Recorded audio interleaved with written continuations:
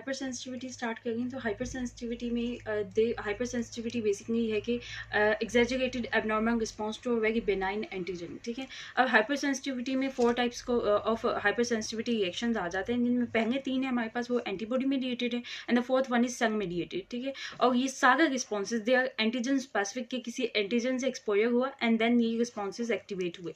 अच्छा, अब जो पहला जो है दैट इज टाइप 1, वो आईजी मीडिएटेड रिस्पॉन्स है।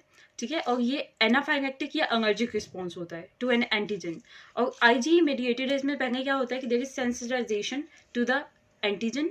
ठीक है, as a result antibody production होती है by the help of TFH cells and B cells. फिर जब एंटीबॉडी प्रोडक्शन हो जाती है तो वो जाके फिर मास्ट सेल्स एंड बेसोफिल्स से एफसी पोर्शन अपने एंटीबॉडी जो है आईजी एंटीबॉडी की प्रोडक्शन, तो ये अपने एफसी पोर्शन से मास्ट सेल्स एंड बेसोफिल्स इन दोनों के साथ जाके अटैच हो जाती है। और जैसे ही हमारे पास एनर्जन आया तो जो ये सरफेस पे, इसकी सरफेस पे जो रिसेप्टर्स पड़े हैं वो क्रॉस लिंकिंग होगी, उनमें वो एक्टिवेट होंगे। As a result mast cell और बेसोफिल ये इनकी डीग्रैन्युलेशन होती है। और यहाँ पे दिखाया हुआ कि ये एक मास सेल है, यहाँ पे ये जो है मास सेल्स के अंदर हिस्टामिन इस तरह के सब्सटेंसेस पड़े हैं जो कि एनर्जी में इन्वॉल्व होते हैं। अच्छा, अब रिसेप्टर्स यहाँ पे आईजी सरफेस पे आईजी इसके साथ अटैच्ड है, और जैसे ही एनर्जन आया there is cross linking between the IG के रिसेप्टर्स, और इसकी फिर डीग्रैन्युलेशन हो गई और इन्फ्लेमेटरी मीडिएटर्स की रिलीज हो गई, हिस्टामिन वगैरह। अच्छा, अब इस वाले इस आईजी मीडिएटेड रिस्पॉन्स को 2 फेजेस में इन्वॉल्व किया हुआ है कि एक है intermediate and let phase. Intermediate होती है कि by the release of pre formed substance जो कि मास्ट सेल्स में पहले से ही है, जैसे हिस्टामिन हमारे पास हो गई, सेरोटोनिन प्रेजेंट होता है पहले से ही मास्ट सेल्स में। तो ये प्री फॉर्म्ड मीडिएटर्स की वजह से होता है, ये इमीडिएट रिएक्शन होता है जिसके अंदर हमारे पास एरिदीमा होता है, एडीमा होता है इमीडिएट में।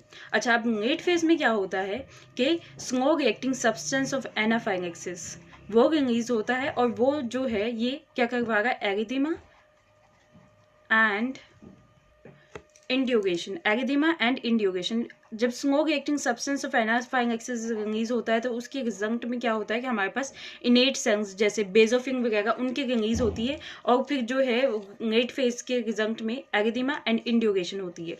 इंटरमीडिएट इमीडिएट जो है ना, इमीडिएट में हमारे पास होता है एरिदीमा एंड एडीमा, और लेट फेज में एरिदीमा एंड इंड्यूगेशन अकर्स, और ये 6 आवर्स आफ्टर 6 आवर्स होता है ये लेट फेज वाला जो है।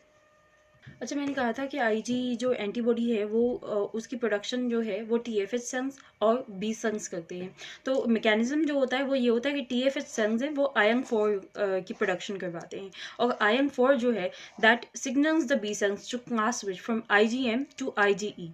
ठीक है, पहला ये प्रोसेस हो जाए आईजी के इंक्रीज होने का, और जो दूसरा है वो है कि आयन 21 जो है वो बी सेल्स को कन्वर्ट करते हैं एंटीबॉडी प्रोड्यूसिंग प्लाज्मा सेल्स में। As a result there is increase in the IgE, और ये जो है ये फिर फर्दर जो है जाके मास्ट सेल से बेसोफिल से अटैच होके फिर सारा वो इन्फ्लेमेटरी मीडिएटर्स को रिलीज करवाती है आईजीई एंटीबॉडी।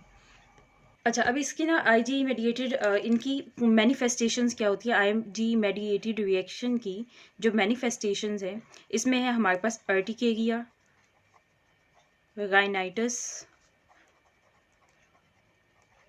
Conjunctivitis, asthma. ठीक है, तो ये इसकी क्लिनिकल मैनिफेस्टेशंस होती हैं, और इनकी मैनिफेस्टेशंस की किस ऑर्गन को जाके इफेक्ट करेंगी वो डिपेंड करती हैं on the route of entry.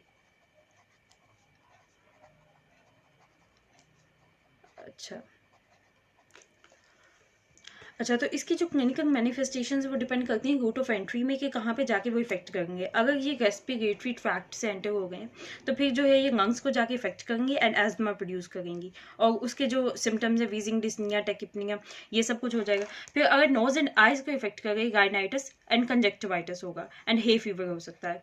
तो ये फिर इसकी जो क्लिनिकल सिम्टम्स हैं वो रनी नोज और ये किसी पॉलन की वजह से हो सकता है। देन द स्किन पे क्या इफेक्ट आएगा, एक्जिमा हो सकता है, अर्टिकेरिया हो सकता है, और जो इंटेस्टाइनल ट्रैक्ट है उसमें है कि एओसिनोफिलिक एसोफेजाइटिस कर देगी। ठीक है, और वॉमिटिंग, डिस्फेजिया, एसोफेजियम रिंग्स, ये सब कुछ आएगा। फिर सिस्टेमिक में जो है हमारे पास एक फॉर्म इसकी सिस्टेमिक होती है जो कंप्लीट एनाफाइन एक्सिस कर देती है कि डीग्रेन्युलेशन ऑफ मास चंक्स है वो वाइड स्प्रेड है, वो होम बॉडी में है। तो इसकी वजह से जो है कि शॉक हो जाएगा, hypotension, wheezing, pruritus, urticaria, asphyxia, cardiac. तो इसकी वेरी डिफरेंट मैनिफेस्टेशंस आएंगी, एनाफाइन एक्सिस की वजह से शॉक आ जाएगा। अच्छा, अब ये जो है सारा रिलीज वगैरह ये CGMP मेडिएटेड होता है। तो जो चीज़ CGMP मेडिएटेड है, कैल्शियम रिलीज होगी और एज ए रिजल्ट जो है ये डीग्रेन्युलेट कर जाएंगे मास चंक्स। और अगर यहाँ पे CAMP का लेवल ज़्यादा हो जाएगा तो ये डिक्रीज करती है, ये डीग्रेन्युलेशन को डिक्रीज करती है। एज ए रिजल्ट हम एलर्जिक रिएक्शंस में एपिनेफ्रिन देते हैं जो कि इंक्रीज करती है CAMP के लेवल को, और CAMP as a result degranulation को कम कर देती है। On the other hand CGMP है वो कैल्शियम को इंक्रीज करके डीग्रेन्युलेशन करवा देती है। तो हम एलर्जिक रिएक्शन में फौरन से एपिनेफ्रिन देते हैं। अच्छा, अब ये जो है कि IG कौन सी एंटीजन्स हैं उसमें हमारे पास डिफरेंट पोर्गन्स आ जाते हैं, इन्वायरमेंटल सब्सटेंस आ जाते हैं, ड्रग्स आ जाती हैं, इन सब से ये रिएक्शन शुरू होता है। और इसके जो मेडिएटर्स होते हैं जो कि मास चंक्स रिलीज कर गए, उसका फंक्शन ये होता है कि हिस्टामिन, सबसे पहले हमारे पास ऑटोकॉइड्स आ गए। ऑटोकॉइड्स में हमारे पास हिस्टामिन एंड सेरोटोनिन है, हिस्टामिन और सेरोटोनिन है।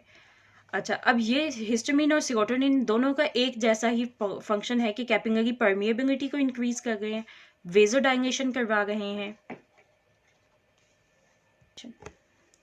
वेजोडाइलेशन और स्मूथ मसल कंट्रैक्शन करवा रहे हैं।